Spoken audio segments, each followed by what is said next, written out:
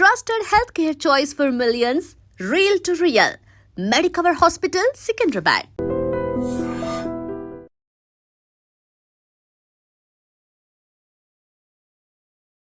Brain తర్వాత second brain లాంటిది gut అనమాట. మనకి మొత్తం న్యూరాన్స్, హార్మోన్స్ అన్నీ కూడా గట్ నుంచి రిలీజ్ అవుతాయి. ఓకే. సో గట్ని అనవసరంగా మనము ఇలాంటి స్ట్రెస్ లెవెల్స్తోనూ, పిచ్చి ఫుడ్ హ్యాబిట్స్తోనూ అన్నీ చేయటం వల్ల గట్ని ఇబ్బంది పెడుతున్నాం. కాబట్టి ఇప్పుడు గట్ హెల్త్ ప్రోగ్రామ్ అని ఇప్పుడు లేటెస్ట్ ఈ ఇయర్ మొత్తం ఆల్మోస్ట్ ఈ డెకేడ్ అంతా గట్ హెల్త్ మీదే ఉంటుంది. ఓకే.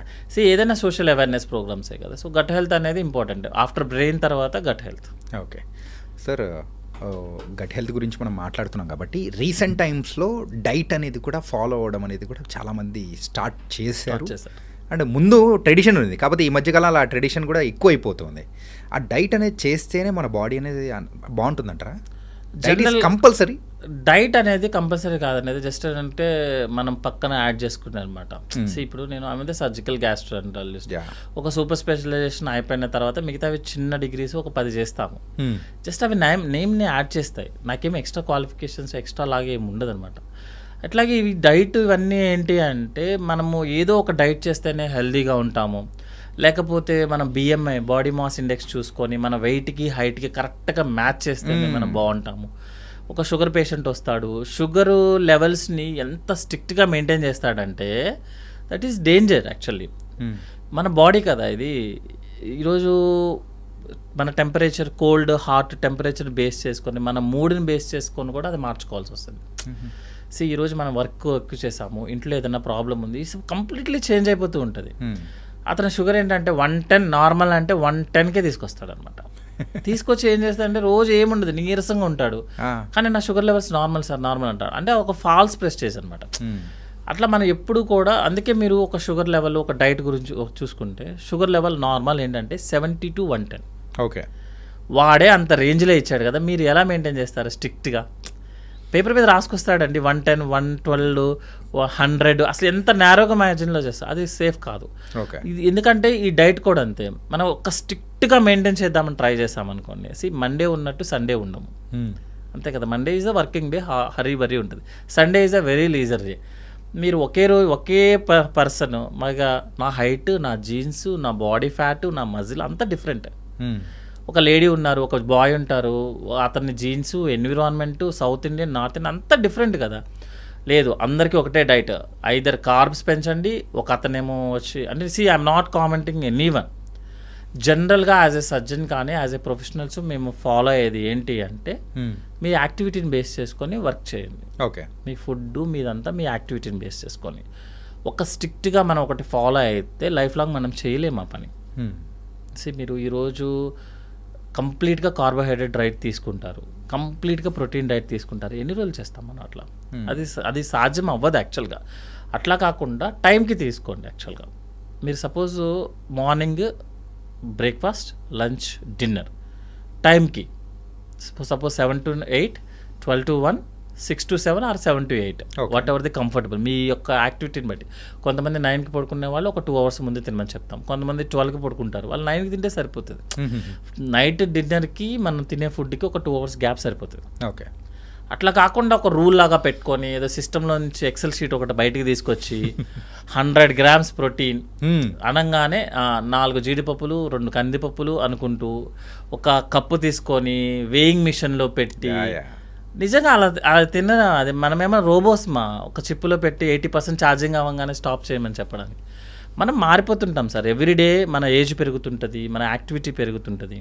సో ఏదైతే మనం ట్రెడిషనల్గా ఫాలో అవుతున్నామో మీ యాక్టివిటీని base, suppose breakfast, lunch, dinner తినాల్సిందే, స్కిప్ చేయడం కుదరదు.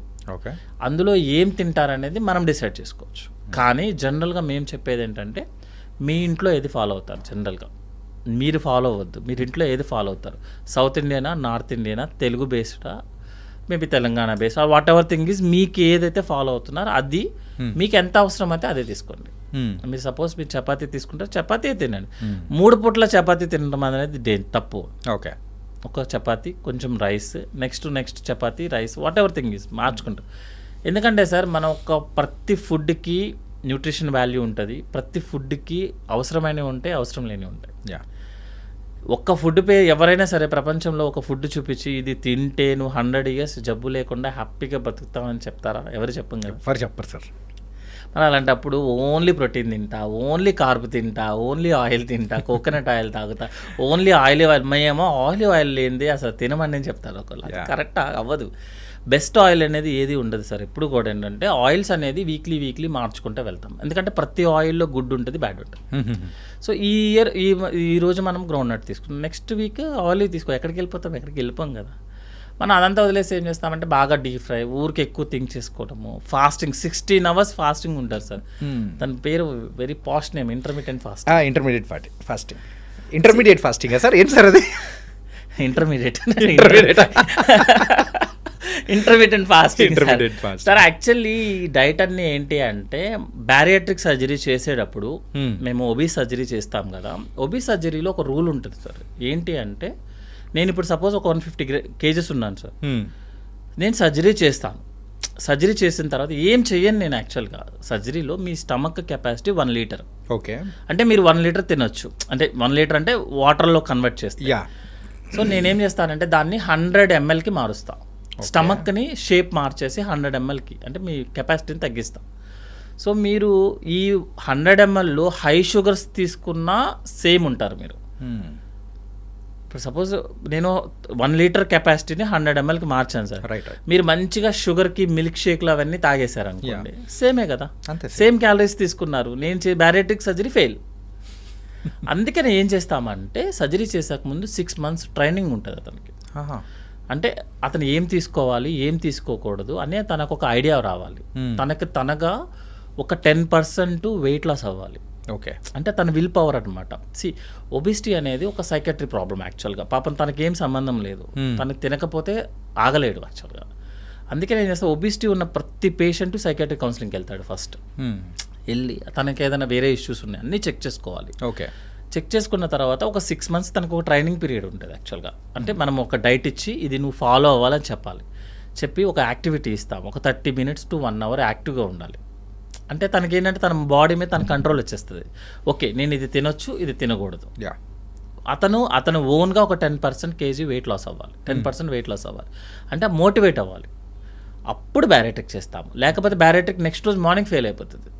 మీరు చేసేసాను 100 ml, మీరు 1 liter తినకుండా హ్యాపీగా మిల్క్ షేక్లు తాగేశారనుకోండి, మిల్క్ షేక్లు షుగర్ సిరప్లు తాగేశారనుకోండి, గంటకి తినేశారనుకోండి సార్, గంటకి 100 ml చొప్పున తిన్నారనుకోండి, ఫెయిల్ కదా, సర్జరీ ఫెయిల్.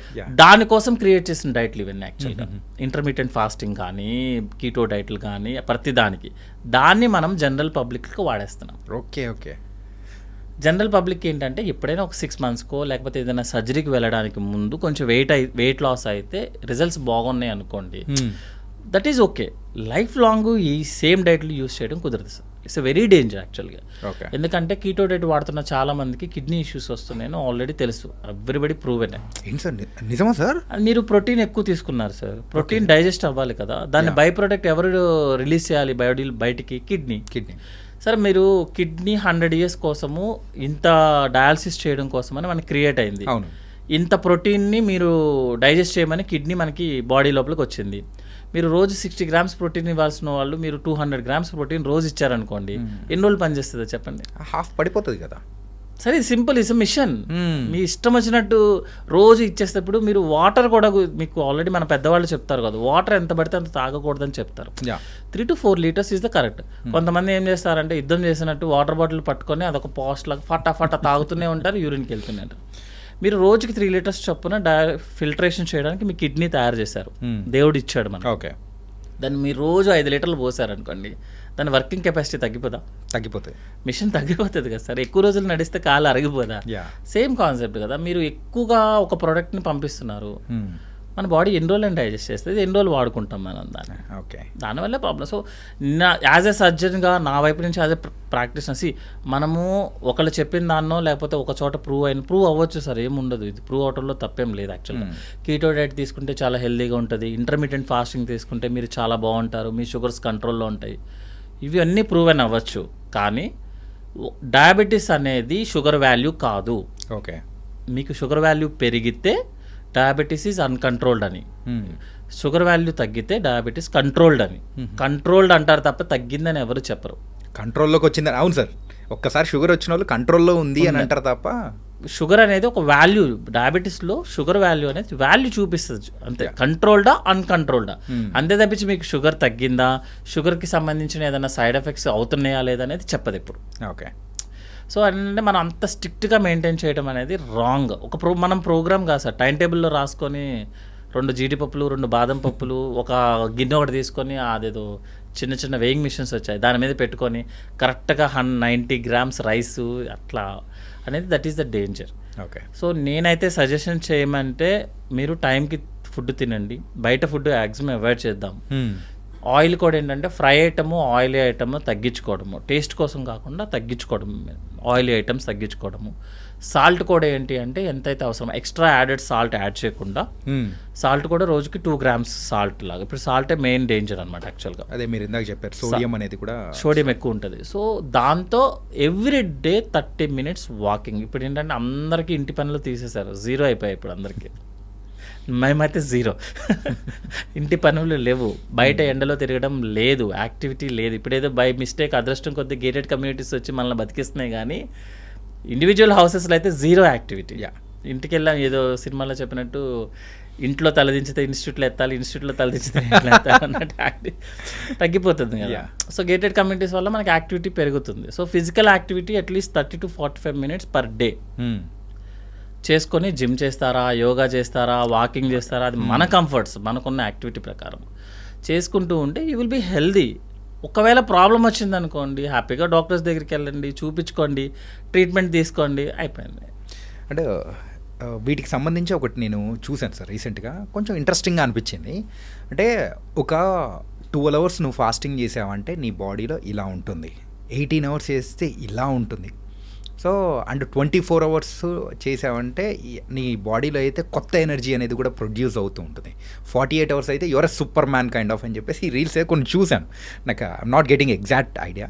సో ఏంటి సార్ అట్లా తినకుండా అలా ఉంటే నిజంగా బాడీలో కొత్త ఎనర్జీ అనేది ఫామ్ అవుతుందా? జనరల్గా సార్ ఇప్పుడు మనం ఎక్కువ హెవీగా తిన్నాం అనుకోండి, ఆ రోజు మనకే తెలిసిపోతుంది యాక్చువల్గా. హెవీగా తిన్నాం అనుకో, యూ విల్ ఫీల్ లైక్ ఏం స్లీపీ, ఆల్మోస్ట్ ఏం చేయబుద్ధి కాదు, ఆల్మోస్ట్ లైక్ నిద్రలాగా వచ్చేస్తుంది అనమాట. ఎందుకంటే ఎక్కువ తిన్నప్పుడు బ్రెయిన్కి వెళ్ళాల్సిన కొంచెం సర్క్యులేషన్లో కొంచెం బవల్కి వెళ్తుంది యాక్చువల్గా. డైజెషన్ అవ్వాలి కదా, అందుకని హెవీగా తిన్నప్పుడు మనమే చాలా లోలో ఉంటాం. అట్లా కాకుండా బ్యాలెన్స్డ్గా ఫుడ్ తీసుకున్నాం అనుకోండి, యూ విల్ బీ యాక్టివ్ ఉంటుంది. అలా కాకుండా కొంచెం ఇంకా తక్కువ తీసుకున్నాం అనుకో, ఫాస్టింగ్లో తీసుకున్నప్పుడు మనకి గ్లూకోజ్ లెవెల్స్ డౌన్ అయిపోతుంది, తర్వాత హెడేక్ స్టార్ట్ అవ్వటము, అన్ఈజీనెస్ అన్నీ వస్తాయి. ఈ ఫాస్టింగ్ డీటాక్స్ చేసుకోవడము, ఎక్కువ రోజులు ఫాస్టింగ్ ఉంటే లోపల ఉన్నది మొత్తం అరిగిపోతుంది. సార్ యాక్చువల్లీ ఏంటంటే హ్యూమన్ బీయింగ్ అనేది పర్సన్కి వేరీ అయిపోతూ ఉంటుంది యాక్చువల్గా. మనము 10 గంటలు ఫాస్టింగ్ చేస్తే, లేకపోతే 48 hours ఫాస్టింగ్ చేస్తే మనకేదో కొత్త ఎనర్జీ వచ్చేస్తుంది అనేది జనరల్గా ఎనర్జీ ఎక్కడ క్రియేట్ అవ్వదు, మన బాడీలోనే ఉంటుంది యాక్చువల్గా. ఇంకోటి ఏంటంటే ఏదన్నా అప్పుడప్పుడు ఒక్కొక్కసారైనా జస్ట్ నార్మల్ ఏదో మనం కూడా ఫాస్టింగ్ ఉండి కంట్రోల్ చేసుకోగలం అన్న ఫీలింగ్తో తప్ప ఫాస్టింగ్ వల్ల ఒక పేషెంట్ హెల్దీగా ఉంటాడనేది నో. నేనైతే personally no sir. Whatever the results shows I personally say no. ఎందుకు అంటే ఒక్కొక్క డిపార్ట్మెంట్ ఉంటుంది సార్. ఇప్పుడు సపోజ్ మీరు ఒక ఆర్థోపెడిషన్ డాక్టర్ దగ్గరికి వెళ్ళి ఎండోస్కోపీ రిపోర్ట్ చూపించాడు అనుకోండి, ఎండోస్కోపీ నాకు సంబంధం లేదు భయ్య, మీరు వెళ్ళి చూపించుకోండి. నా అలాంటి వాడి దగ్గరికి వచ్చి ఈసీజీ చూపించారనుకోండి, నేను అదే చెప్తాను, నాకేం సంబంధం లేదు భయ్య. మీ దగ్గరికి కావాల్సింది ఎండోస్కోపీకి, ఆయన దగ్గరికి కావాల్సింది ఎక్స్రేది. సో ఇప్పుడు ఎవరి డిపార్ట్మెంట్ ప్రకారం చూసుకున్నా, లేదా యాజ్ ఎ సర్జన్గా పర్స్పెక్టివ్లో చూసి మనం చెప్పేది ఏదైనా ఉంటుంది, పర్స్పెక్టివ్లో ఉంటుంది. సో మేమేం చేస్తామంటే 4 to 5 AM మీకు యాసిడ్ జ్యూసెస్ రిలీజ్ అవుతాయి. లివరు, ప్యాంక్రియాస్ అది మీ కంట్రోల్లో ఉండదు. మీరు తినకపోయినా ఆ జ్యూస్ రిలీజ్ అయ్యేవే. మీరు ఫుడ్ తినలేదనుకోండి సార్, జ్యూసెస్ ఏమవుతాయి, అవేమీ మోషన్లో ఏమి రావు డైరెక్ట్గా, దానికి డైజెషన్ అవ్వాల్సిందే. సో అవి అక్కడే ఉండి మనకి లోపల ఏదైతే లేయర్స్ ఉన్నాయో వాటి మీద పడతాయి డైజెషన్స్ అన్నమాట. సో ఫాస్టింగ్ చేయటం అనేది, ఫాస్టింగ్ చేస్తే ఏదో గ్లో వచ్చేస్తుంది, ఏదో అయిపోతుంది అనేది ఎలా ఉంటుందంటే, maybe my personal feeling is like మంచి వాళ్ళకి దేవుడు కనిపిస్తాడు అన్నట్టే ఉంటుంది. ఇంకా దాని అర్థం అయిపోయింది. ఫోటో పెట్టేయడం, దండ పెట్టేసేయడం. అదన్నీ ఏంటంటే ఈజ్ పర్సనల్ సార్ అంతే. యాక్చువల్గా ఏంటంటే మనము వీటిని మనం ప్రూవ్ చేయలేము యాక్చువల్గా. ఎందుకంటే ప్రూవ్ చేయాలంటే ఒక 100 మెంబర్స్ని తీసుకోవాలి. 100 మెంబర్స్లో ఏజ్ డిఫరెన్స్ ఉంటుంది, వెయిట్ డిఫరెన్స్ ఉంటాయి, ఫ్యామిలీ బ్యాక్గ్రౌండ్ డిఫరెన్స్ ఉంటుంది, వాళ్ళు తినే ఫుడ్, ఎన్విరాన్మెంట్స్ అన్నీ డిఫరెన్స్ ఉంటాయి సార్. బట్ ఏంటంటే అది జనరల్ ఒపీనియన్ ప్రకారం నేనైతే యాజ్ ఎ గ్యాస్ట్రో పర్సన్ అయితే వీఆర్ ఫాస్టింగ్ మాత్రం we are against for that. Okay. కానీ ఎంత తీసుకోవాలనేది మీరు డిసైడ్ చేసుకోండి. Suppose if you are more active తీసుకోండి హ్యాపీగా. లేదు మీరు ఈ రోజు కొంచెం ఏమీ అంత యాక్టివిటీ లేనప్పుడు కొంచెం తగ్గించుకొని తినండి, కానీ బ్రేక్ఫాస్ట్ మాత్రం స్కిప్ చేయొద్దు. ఓకే. స్పెసిఫికల్గా ఎందుకు బ్రేక్ఫాస్ట్ చేస్తున్నానంటే మీరు నైట్ డిన్నర్ నుంచి మార్నింగ్ బ్రేక్ఫాస్ట్కి 12 hours పడుతుంది యాక్చువల్గా ఆన్ అన్ యావరేజ్. మీరు దాన్ని మళ్ళీ స్కిప్ చేసి 11కో 12కో తీసుకెళ్లారనుకోండి, అది 18 hours వెళ్ళిపోతుంది. ఈ జ్యూసెస్ అన్నీ రిలీజ్ అయ్యాయి తెల్లవారుజామున 4 o'clock. 4 to 5 జ్యూసెస్ అన్నీ రిలీజ్ అవుతాయి. అందుకే మన విలేజ్ అంతా అవేక్ అయ్యేదే 4 to 5. సో జ్యూసెస్ రిలీజ్ అయ్యే టైం యాక్చువల్గా మనం బబల్ మూమెంట్స్ వచ్చాయి కానీ జ్యూసెస్ కానీ highest amount of urine production కానీ మొత్తం మార్నింగే సార్. ఓకే. జనరల్గా అందరూ మన బాత్రూంలో ఎక్కువగా మీరు యూరిన్ ఏ టైంలో పాస్ చేస్తారన్నా, ఏ టైంలో మోషన్ అంతా ఆ టైమే అది. ఆ టైంలో ఫుడ్ లేకుండా స్కిప్ చేసి దాన్ని 1 o'clock తీసుకొని వెళ్ళి లంచ్ చేసి షార్ట్ టర్మ్గా నేను వెయిట్ లాస్ అయ్యాను, షార్ట్ టర్మ్గా నేను చూసావా ఎంత స్లిమ్గా ఉన్నాను, ఓకే ఈరోజు okay 1 month okay, 2 months okay, 3 months life long చేస్తామా? ఆ తర్వాత ఉంటుంది సినిమా. మన బాడీ ఎప్పుడు రిజర్వ్స్ ఉంటుంది సార్. ఇప్పుడు మనకి లివర్ అనుకున్నాండి, బై మిస్టేక్ దేవుడు 80% పాడు చేసుకున్న 20%తో మనం హ్యాపీగా లైఫ్ లాంగ్ బతకడానికి ఇస్తాడు యాక్చువల్గా. 80% వచ్చేదాకా మనకి ఏ ప్రాబ్లం రాదు, 80% పాడైపోయేదాకా. ఆ 20% తర్వాతే మనకి ప్రాబ్లం స్టార్ట్ అవుతుంది. సో మీరు 1-2 years చేస్తే వీఆర్ హ్యాపీ, ఓకే మనం బాగానే ఉంటాం. 3rd year ప్రాబ్లం స్టార్ట్ అవుతుంది.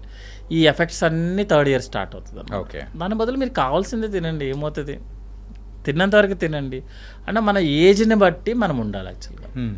మన ఏజ్ని బట్టి, మన ఫ్యామిలీ హిస్టరీని బట్టి, మన యొక్క యాక్టివిటీని బట్టి, మన జాబ్ని బట్టి మనం ఉండాల్సి వస్తుంది. అది మనకి లైఫ్ లాంగ్. ఎందుకంటే మనం ఇప్పుడు life expectancy 80 years sir.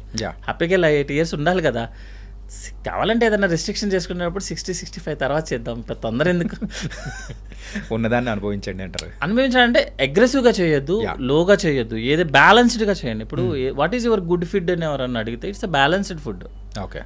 Water ఉండాలి, ఫైబర్ ఉండాలి, కార్బ్స్ ఉండాలి, ప్రోటీన్ ఉండాలి, అన్నీ ఉండాలి, యాక్టివిటీ ఉండాలి, నిద్ర ఉండాలి 8 hours. That is the balanced complete man or women, whatever thing is. అంతేగాని ఒక్క దాని మీద పడిపోవడం అనేది రాంగ్ సార్ యాక్చువల్గా. అది ఏదన్నా కొంచెం టైంకి ఓకే, ఇప్పుడు ఆల్రెడీ అందరూ చేస్తున్నారు కాబట్టి నేనేమి మొత్తం అందరినీ మానేయండి ఇది చేయండి అని మనం చెప్పడం కూడా చేయలేం కాబట్టి బ్యాలెన్స్డ్గా చేసుకోండి యాక్చువల్గా. ఓకే. అన్నీ తీసుకోండి, టైంకి తీసుకొని యాక్టివిటీ ఇంపార్టెంట్ ఓకే చేస్తే సరిపోతుంది సార్. సార్ ఇందాక బ్రేక్ఫాస్ట్ అనేది ఇట్స్ వెరీ ఇంపార్టెంట్ అని చెప్పేసి చెప్పారు కదా. రీసెంట్ టైమ్స్లో ఆ వెస్టర్న్ కల్చర్ కేవలం డ్రెస్సెస్ విషయంలోనే కాకుండా ఫుడ్ విషయంలో కూడా మనం వెస్టర్న్ కల్చర్ ఆ బ్రేక్ఫాస్ట్ కానీ ఆ ఫుడ్ కల్చర్లో కూడా మారిపోతున్నాం. ఇది as a Indian climatic conditions ప్రకారం యాజ్ ఏ ఇండియన్స్గా మనకి ఎంతవరకు గుడ్ అంటారు అది? సార్ వెస్ట్రన్ కల్చర్ని ఫాలో అవుతున్నప్పుడు వెస్ట్రన్ వర్కింగ్ కల్చర్ని కూడా ఫాలో అవ్వాలి. ఓకే. మనం ఫాలో అవుతామా? నో. వాళ్ళు సాటర్డే సండే పట్టుకొని వాడు బీర్ పట్టుకొని వాడుకున్న కోల్డ్ క్లైమేట్లో కోల్డ్ టెంపరేచర్ ఉంటుంది, he will take the alcohol. అది లేకపోతే పని అవ్వదు పాపం, వాళ్ళకి ఏం చేయలేడు. ఇంట్లో వర్క్ 99.99% అతనే చేస్తాడు. షాప్కి ఏదైనా వెళ్ళాలన్నా బై వాక్ 2-3 kilometers అయినా అతనే నడుస్తాడు. మీకు యూరోపియన్ కంట్రీస్ అయితే ఇంకా కొండలు కూడా వాళ్ళే ఎక్కేస్తారు, వాళ్ళే చేసేసుకుంటారు అంతా. సో మనం వెస్ట్రన్ ఫుడ్ హ్యాబిట్స్ ఫాలో అవుతున్నాం, మన వెస్ట్రన్ లైఫ్ స్టైల్ అంటే ఫిజికల్ యాక్టివిటీ ఫాలో అవుతున్నామా?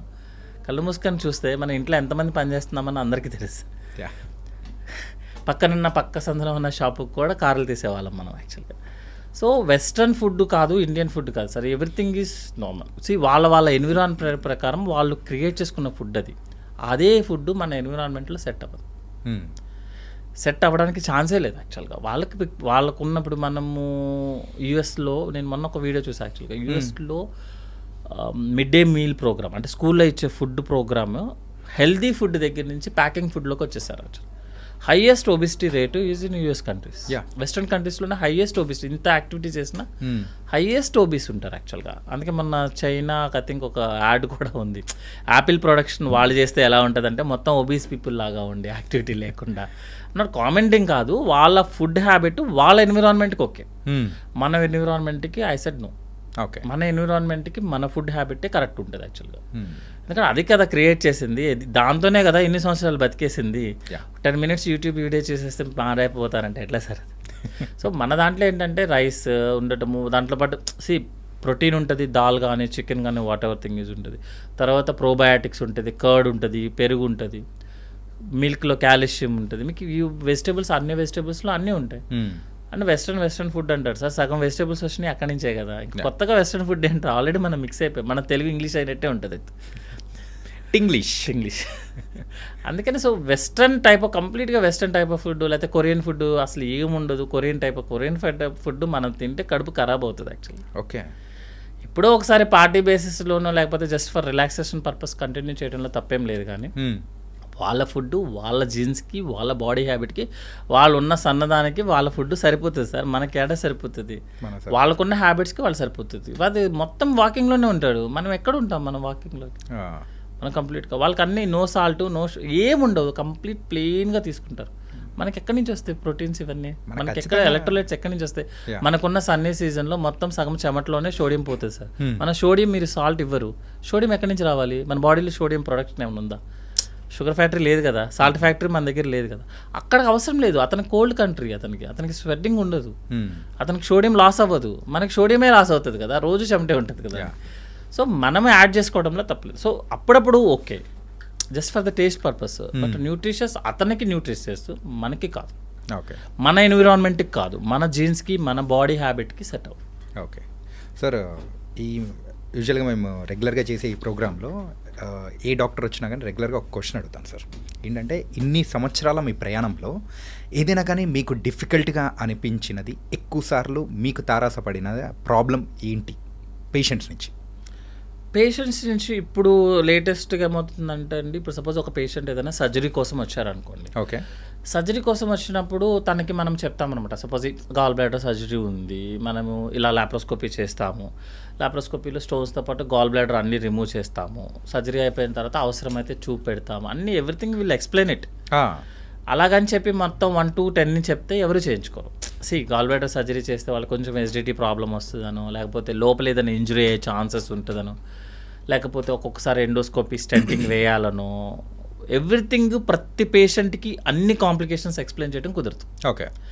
సో ఇప్పుడు మేమేం చేసే ప్రాబ్లం ఎక్కడ వస్తుంది, ప్రాబ్లం పేషెంట్స్ నుంచి మనం చేస్తుంది ఏంటంటే, సర్జరీ ముందు మీకు చెప్పలేదుగా, సర్జరీ ముందు మీరు చెప్పలేదు కదా అని ఒకటే క్వశ్చన్ అనమాట. అదే క్వశ్చన్ మీద మనం సర్జన్ని స్ట్రెస్ చేస్తున్నాము.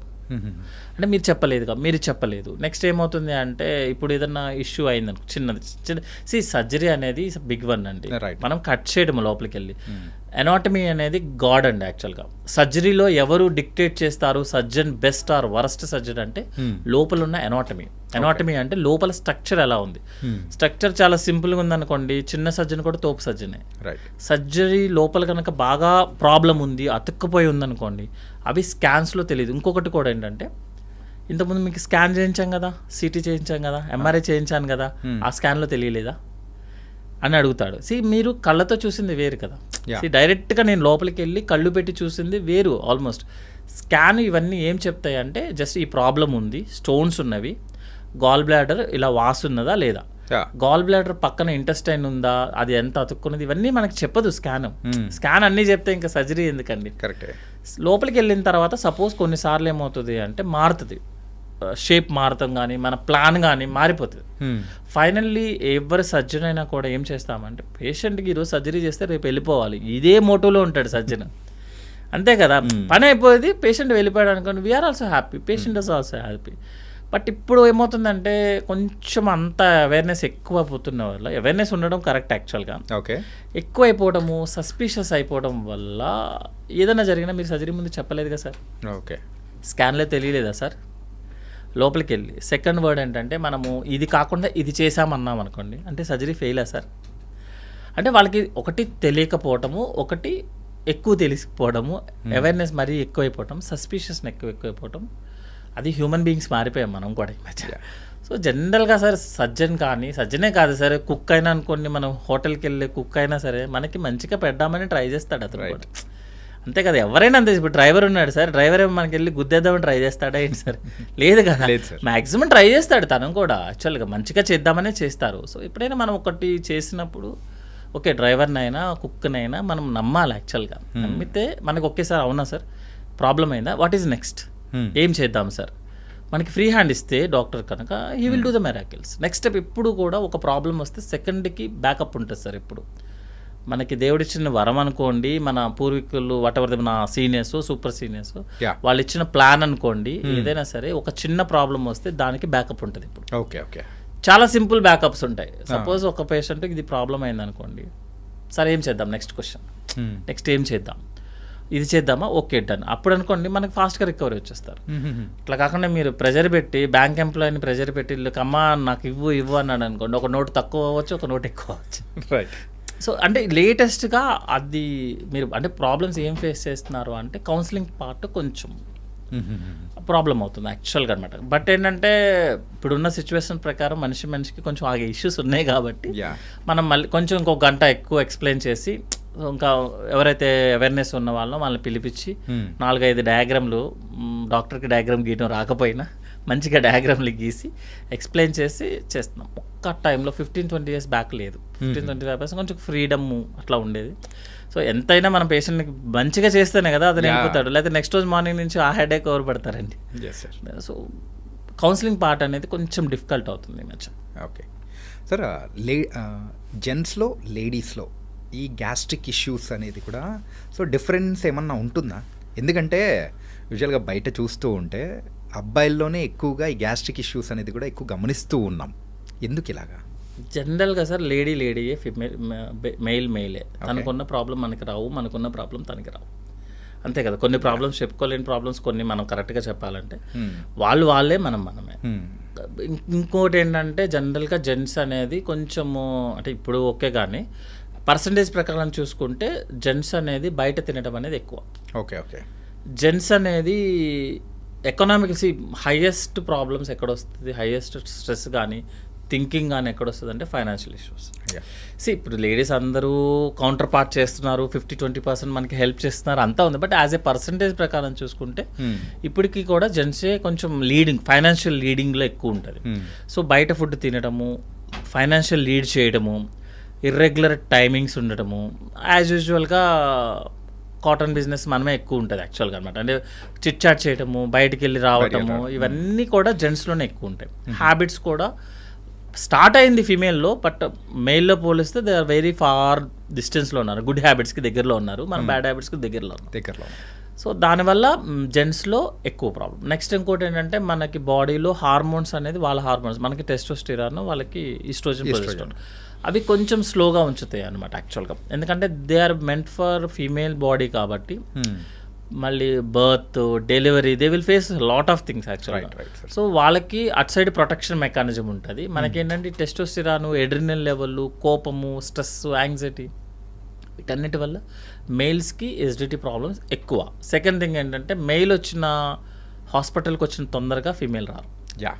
ఫీమేల్ చాలా కవర్ చేస్తారు. వాట్ ఎవర్ థింగ్ ఇప్పుడున్న ఏదో చిన్న 2-3 ఇన్సిడెంట్లు అయ్యాయి కాబట్టి male is equal to female అనడానికి లేదు. Always a female is far better than when the patients coming. Female is always a far better. Health habits follow చేసుకోవడంలో వాళ్ళే బెటర్ ఉంటారు. సో మీరు ఆ క్వశ్చన్ ఏంటంటే మెయిల్స్లోనే ఎక్కువ ఎందుకు వస్తాయి అంటే రావడం కూడా వాళ్ళే ఎక్కువ ఉంటారు కాబట్టి ఇన్ జనరల్గా ఫీమేల్ కొంచెం. ఇంకోటి హ్యాబిట్స్ అన్ని మెయిల్ ఈజ్ వెరీ కొంచెం డిఫరెంట్ ఉంటాయి యాక్చువల్లీ. స్ట్రెస్ లెవెల్స్ కానీ, వర్కింగ్ టైమ్స్ కానీ, అంటే వెన్ కంపేర్ టు అన్నట్టు పర్సంటేజ్ ఎక్కువ, పర్సంటేజ్ డిఫరెన్స్ ఎక్కువ. 100 ఫీమేల్స్ ఉంటే 20% కదా వర్కింగ్, 80% ఇంకా హౌస్లో ఎక్కువ వర్కింగ్ అనుకోండి రేషియో. లేకపోతే నన్ను ఫీమేల్స్ అలా అందుకే కామెంట్ సెక్షన్లో వేసేసుకుంటారు. అమ్మమ్మ లేదు always a female is always a far better than anyone in India. అంటే వాళ్ళే ఎక్కువ చేస్తారు సార్, మనం చేసేది ఏం లేదు యాక్చువల్గా అనమాట. మనది ఓన్లీ మనీ మేనేజ్మెంట్ ఉంటుంది కాబట్టి వాళ్ళే ఎక్కువ ఉంటుంది. బట్ వాళ్ళు 20% ఉంది, 80% ఇంకా ఉన్నారు కాబట్టి ఎస్డిటీ ప్రాబ్లమ్స్ ఇవన్నీ కూడా మెయిల్స్లోనే ఎక్కువ వస్తుంది యాక్చువల్గా. And the final question sir, జనరల్గా గ్యాస్ట్రోఎంట్రాలజిస్ట్ అనేటప్పుడు మీ దగ్గరికి వచ్చే అంటే పేషెంట్స్లో కానీ ఎవరైనా చాలామంది అడిగే క్వశ్చన్ ఏంటంటే, సార్ గ్యాస్ట్రిక్ వల్ల హార్ట్ అటాక్స్ వస్తుంటాయా సార్, అది హార్ట్ అటాక్ నిజంగా వచ్చేస్తూ ఉంటాయా అని చెప్పేసి అడుగుతూ ఉంటారు కదా సార్. ఇది ఎంతవరకు నిజం సార్? జనరల్గా స్టమక్ అను మన ఫుడ్ పైపు సేమ్ ప్లేస్ అండి, sorry heart food pipe same place. So చెస్ట్లో కనుక హార్ట్ బర్న్ అనిపిస్తే మనం హార్ట్ అటాక్ ఏమోనని డౌట్ పడతాం యాక్చువల్గా, తప్ప దానికి దీనికి సంబంధం లేదు. గ్యాస్ట్రిక్ ఇష్యూ ఇచ్చిన వాళ్ళు హార్ట్ అటాక్ అని కన్ఫ్యూజ్ అవుతారు తప్ప హార్ట్ అటాక్ వచ్చిన గ్యాస్ట్రిక్ వచ్చిన వాళ్ళకి హార్ట్ అటాక్ రావడం జరగదు యాక్చువల్గా, ఎందుకంటే రెండు సపరేట్ డిపార్ట్మెంట్ సార్ అది. హార్ట్ అటాక్ ఎప్పుడు వస్తుంది, మీరు హార్ట్లో వెజల్స్ బ్లాక్ అయితే వస్తుంది, దానికి అనేది స్టమక్కి సంబంధం లేదు. కానీ కన్ఫ్యూజ్ అవుతాం యాక్చువల్గా. ఈవెన్ మనం హాస్పిటల్స్కి వచ్చినా కూడా ఈవెన్ డాక్టర్స్ కూడా కొంచెం కన్ఫ్యూజ్ అవుతారు యాక్చువల్గా. ఎందుకు అంటే రెండు సేమ్ కదా, సేమ్ ప్లేస్లో ఉంటుంది, మీరు చెస్ట్లోనే ఉంటాయి రెండు మెయిన్ పార్ట్లంతా. సో కొంచెం హెవీనెస్గా ఉండటము, బర్నింగ్ ఉండటము రెండింటికి సేమ్ ఉంటుంది. కాకపోతే ఈ హార్ట్లో ఎలా వస్తుంది అంటే 1-2 minutesలోనే ప్రాబ్లం వస్తుంది. గుండె దడగా అనిపించడము, చేయి లాగేయటము, బరువుగా అనిపించడము హార్ట్ వాళ్ళకు ఉంటుంది. మన గ్యాస్ట్రిక్ వాళ్ళకి ఏంటంటే మొన్నో ఏదో మంచిగా ఫుడ్ తిన్నోడు అయి ఉంటాడు గ్యారంటీగా. తర్వాత ఏంటంటే పొట్ట అంతా బెలూన్ లాగా టైట్గా అనిపిస్తుంది సార్, బర్నింగ్ అనిపిస్తుంది, తేన్పుల్లాగా అనిపిస్తుంది. తేన్పులు కూడా పున్ని తేన్పుల్లాగా అనిపిస్తాయి. ఏమన్నా అది తేన్పు చేస్తే నేను హ్యాపీగా ఫీల్ అవుతాను. ఇంకోటి ఏంటంటే ఇదంతా ఆల్మోస్ట్ 1-2 hours నుంచి ఉంది, ఇట్లా చెప్పేవాళ్ళు ఎస్డిటి వాళ్ళు. ఓకే, బట్ రెండు సేమ్ ప్లేస్లో ఉంటాయి కాబట్టి ఆల్వేస్ కన్ఫ్యూజన్ ఉంటుంది. అందుకే మనం తెల్లవారుజామున పేషెంట్ ఎవరైనా 4 o'clock, జనరల్గా హార్ట్ ఇవన్నీ కూడా మనకి 4-3 ఆ టైంలో ఉంటుంది యాక్చువల్గా. హార్ట్ అటాక్స్ కానీ ఇదంతా జనరల్గా ఆ టైం అని చెప్తారు యాక్చువల్గా. అది ఎందుకు అనేది గ్యాస్ట్రో సర్జన్ జనరల్గా 4 to 5 మేము క్యాజువాలిటీస్లో వర్క్ చేసే టైంలో 4 to 5 ఎవరైనా పేషెంట్ వస్తే కంపల్సరీగా ఈసీజీ చేసేవాళ్ళు. ఈసీజీ చేసేవాళ్ళము. హార్ట్ అటాక్ వచ్చినప్పుడు మాత్రమే మీకు ఈసీజీలో చేంజెస్ వస్తాయి, లేకపోతే ఆల్రెడీ ఇతనికి రీసెంట్గా హార్ట్ అటాక్ వచ్చిందని మనకి ఈసీజీలో చెప్తుంది. ఎందుకు ఇంత స్పెసిఫిక్గా చెప్తున్నానంటే నాకు తెలిసిన ఒకళ్ళే ఉన్నారు, హాస్పిటల్కి వెళ్ళారు, ఎస్జిటి ప్రాబ్లము అన్నారు, ఈసీజీ 2Dకు అన్నీ అయిపోయాయి, ఏం లేదు తగ్గిపోయింది, వెళ్ళమని చెప్పారు. యాక్చువల్గా ఇది పేషెంట్ అవేర్నెస్ టైప్ అనమాట. ఓకే, వెళ్ళమని చెప్పారు. వెళ్ళి ఏదైనా ఇబ్బంది అయితే మళ్ళీ 6 hours కల్లా వచ్చేసండి అని చెప్పారనమాట. తనకి మళ్ళీ 6 hours తర్వాత నాకు కాల్ అనమాట, అన్న నాకు తగ్గలేదు, ప్రాబ్లం అవుతుందంటే ఇమీడియట్ హాస్పిటల్ అది వెళ్ళిపోమంట. ఇమీడియట్ హాస్పిటల్కి వెళ్ళినప్పుడు ఈసీజీ చేస్తే డౌట్ వచ్చింది, ఓకే, యాంజియో చేస్తే బ్లాక్ ఉందని వచ్చింది. మీకు 6 hours బ్యాక్ మీరు హాస్పిటల్కి వెళ్ళారు కదా, సో అయినా అప్పుడు నార్మల్ కదా, ఎట్లా వచ్చేస్తుంది అని క్వశ్చన్ అడగచ్చు. ప్రతి ఇన్వెస్టిగేషన్స్కి ఒక లిమిటేషన్స్ ఉంటాయి సార్. ఎందుకంటే ఒక ఈసీజీ చేయినా ECG on the time of attack వస్తేనే తెలుస్తుంది. ఓకే, ట్రోపోనిన్ చేస్తాం యాక్చువల్గా. ట్రోపోనిన్ కూడా ఆ టైంలో అటాక్ వచ్చినప్పుడు మాత్రమే ఆ కొంచెం టైంలోనే రైజ్ అవుతుంది, కొంతమంది కొంచెం లేట్గా రైజ్ అవుతుంది, 2D ఎక్కువ ఉంటుంది. మీకు స్ట్రక్చరల్ ప్రాబ్లం ఉంటేనే తెలుస్తుంది అనమాట. సో ఈ హార్ట్ అటాక్ గ్యాస్ ప్రాబ్లం అని మనకి కన్ఫ్యూజన్ ఉన్నా, డాక్టర్కి కన్ఫ్యూజన్ ఉన్నా, నా ఉద్దేశం ప్రకారం ఏంటంటే వెయిట్ చేయండి, హాస్పిటల్లోనే వెయిట్ చేయండి. బికాజ్ దానికన్నా బెస్ట్ ప్లేస్ లేదు మనం సర్వే అవ్వడానికి. మీరు ఏ గుడికి వెళ్ళా సర్వే అవ్వరు కదా. సో ఏంటంటే ఏదన్నా డౌట్ అనిపించినప్పుడు రెండు కన్ఫ్యూజన్ ఉంటుంది సార్ ఎప్పుడు కూడా. Even doctors also got confusion అనమాట. ఎందుకంటే ప్రతి ఇన్వెస్టిగేషన్స్కి లిమిటేషన్స్ ఉన్నాయి, అంతేగాని ఇది చేయగానే ఓకే కన్ఫర్మ్ అని లేదు. ఈసీజీ నార్మల్ అంటే నార్మల్ కాదు, ఈసీజీ అబ్నార్మల్ అంటే అబ్నార్మల్, దానికి ఆ మీనింగ్ డిఫరెంట్ ఉంటుంది యాక్చువల్లీ. ఈసీజీ ఎందుకంటే ఈసీజీ కూడా లిమిటేషన్స్ ఉంటాయి కదా. ఈసీజీ అబ్నార్మల్ అంటే మీకు ప్రాబ్లం ఉన్నట్టు సార్, ఇట్స్ నాట్ 100% రిజల్ట్స్ కదా.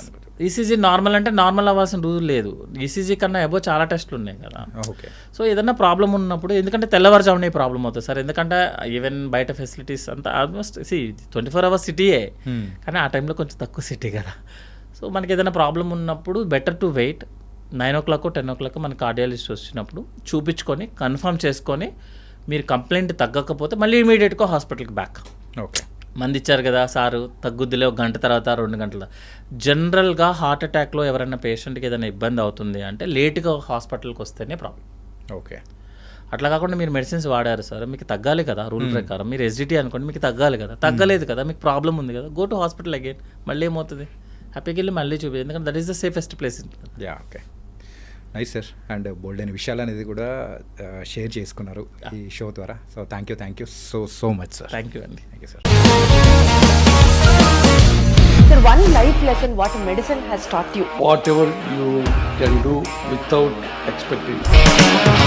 బట్ ఐ రియలీ బిలీవ్ మన పాజిటివ్ యాటిట్యూడ్ ఉంటేనే మనం ఏదైనా సాధించగలం. గట్ని మనం కరెక్ట్గా డీల్ చేసినట్లయితే అది మనకి పాజిటివ్ హార్మోన్స్ ని రిలీజ్ చేస్తుంది. షుగర్ వచ్చిన వాళ్ళ పరిస్థితి ఏంటి? పొట్ట దగ్గర పెరిగితే దాన్ని ఆండ్రాయిడ్ అంటారు, ఆండ్రాయిడ్ ఫోన్ కదా. అసలు థాట్స్ ఎందుకు వస్తాయి? బ్రెయిన్ డెడ్ అంటే దానికి ప్రపంచం అంతా కూడా కొన్ని నిర్దిష్టమైనటువంటి లక్షణాలు ఉన్నాయి. మానసికంగా ధైర్యంగా ఉంటే క్యాన్సర్ జయించవచ్చు. You are a doctor for a cause sir, అంతే. వాళ్ళకి వచ్చిన ఆదాయం కాకుండా ఫ్రీ సర్వీస్ ఎంతమందికో చేస్తారు. And for more videos please subscribe to iDream. Please subscribe to iDream. Please subscribe iDream. And please subscribe to iDream. For more videos, subscribe to iDream. Please like, share and subscribe to the channel. Congratulations iDream. Subscribe to iDream. Subscribe to iDream. So subscribe to iDream media. iDreamకి iDream team అందరికి huge congratulations. Please subscribe iDream media. Please subscribe to iDream. Subscribe iDream. Please subscribe to iDream. iDream అంటే నా కళల channel subscribe చేసుకున్న నోరు తిరుగుతలేదు, మీరైతే గంట గుర్తు కొట్టండి. For more such videos, please subscribe to iDream. Subscribe to iDream. Please subscribe to iDream. Please subscribe iDream media. Please do subscribe to iDream. Please subscribe to iDream media. For best entertainment and information, please subscribe iDream. And don't forget to subscribe to iDream.